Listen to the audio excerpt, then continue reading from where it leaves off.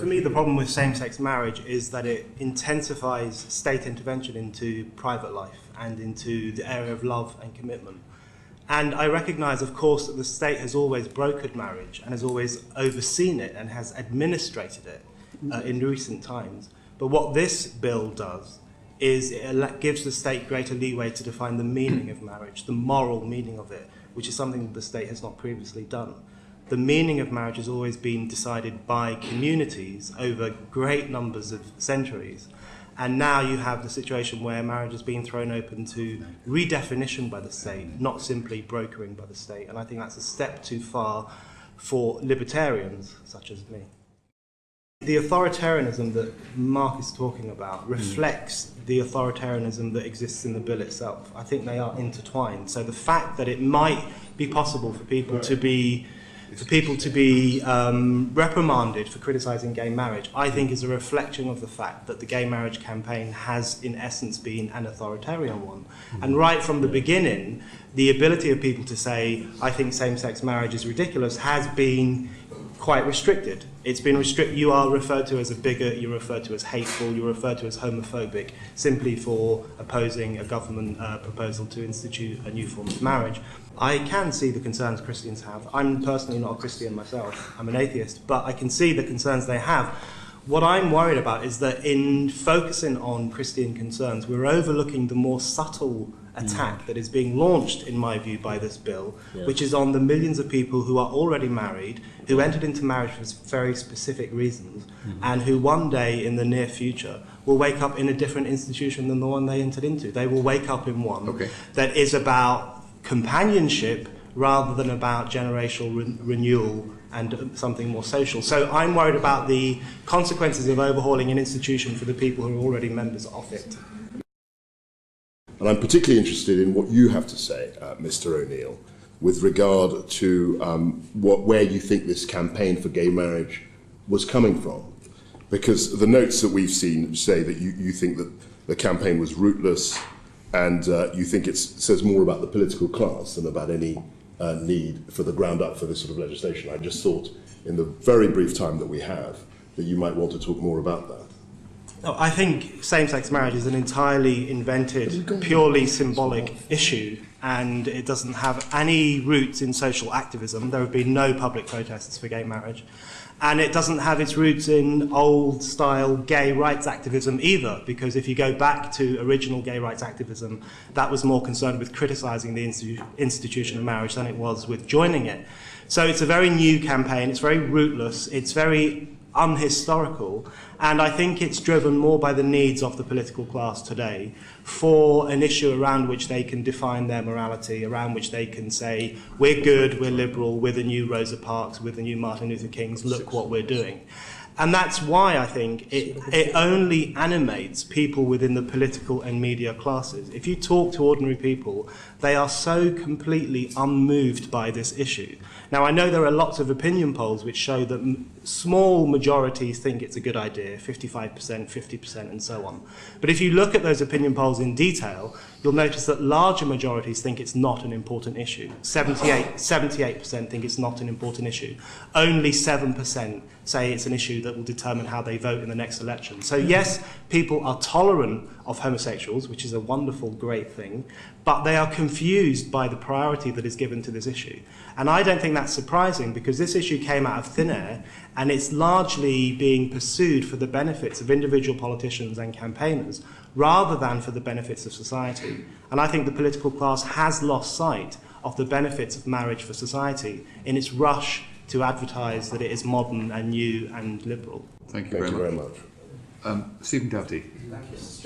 But by that logic, Mr. O'Neill, Parliament wouldn't spend half the time discussing half the issues it does, because a lot of the public wouldn't consider, 90% of the time wouldn't consider a lot of things we discuss in here important. We still need to make laws on them. We still need to discuss them. And it's a completely fallacious argument.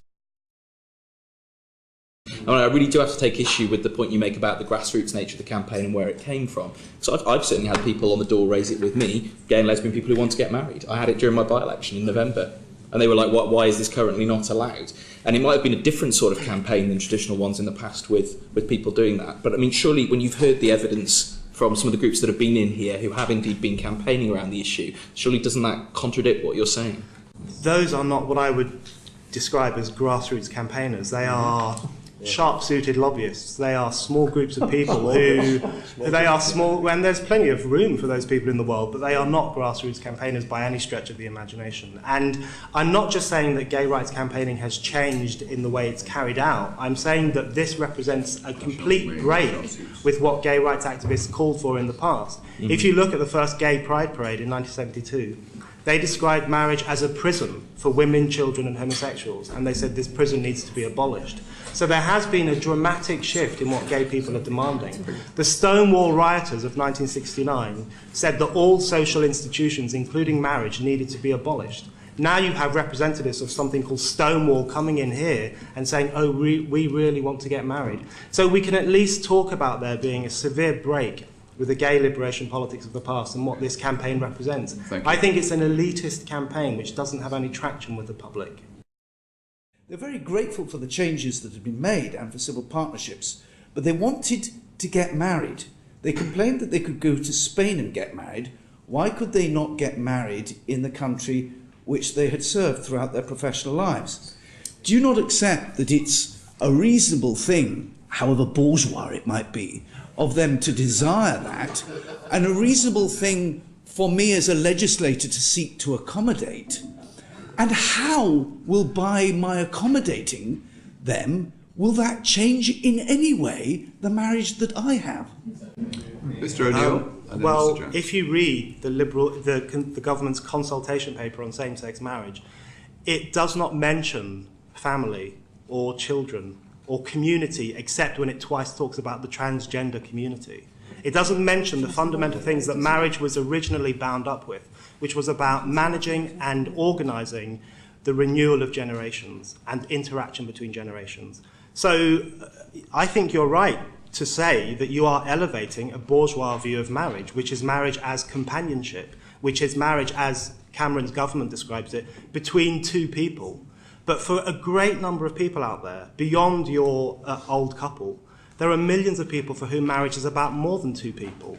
It's about family, it's about children, it's about community. It's about binding yourself together, not just to an individual, but to society itself.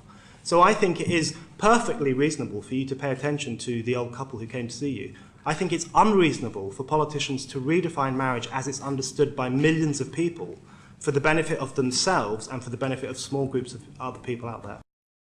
But I was wondering what your evidence was, not just your opinion, but what your evidence was for saying there was no demand at all from gay, lesbian or bisexual people for equal marriage. Well, if you look at the way in which this is compared to the civil rights movement in America in the 1950s and 60s, for example, the differences are astounding. In America in the 1950s and 60s, there were mass protests, there were year-long boycotts, there was fighting, there were water cannons, people were arrested, put in jail. It went on, it was violent, it lasted for years. I'm explaining to you what I think is there's been no real demand for it. Here, on this issue, there has been no campaigning like that whatsoever. You just had a few campaigners say, we would like to get married. You had some national treasures like Elton John agreeing with them, and all of a sudden it is the main political and moral issue of our time. The ease with which it became the key issue of our time is the most striking thing, which I think speaks to the way in which it plays a useful role for politicians more than it does any palpable first on the ground for marriage to be redefined in order to allow homosexuals to get married. So there has been no visible, obvious street fighting or protesting or marches or long fights for this right to get married. It came out of nowhere, which is why I think ordinary people or constituents or the public or whatever we want to call them are quite perplexed by this issue, and which is reflected in opinion polls which show that very small numbers of people think it's a political priority, which suggests to me that they are confused as to why it's been prioritised in the way that it has. I've got 3 questioners left and about 7 minutes, so please brief questions and answers. Stephen Doughty. To be honest, Chair, I'm so bemused by the comments I heard. Please carry on.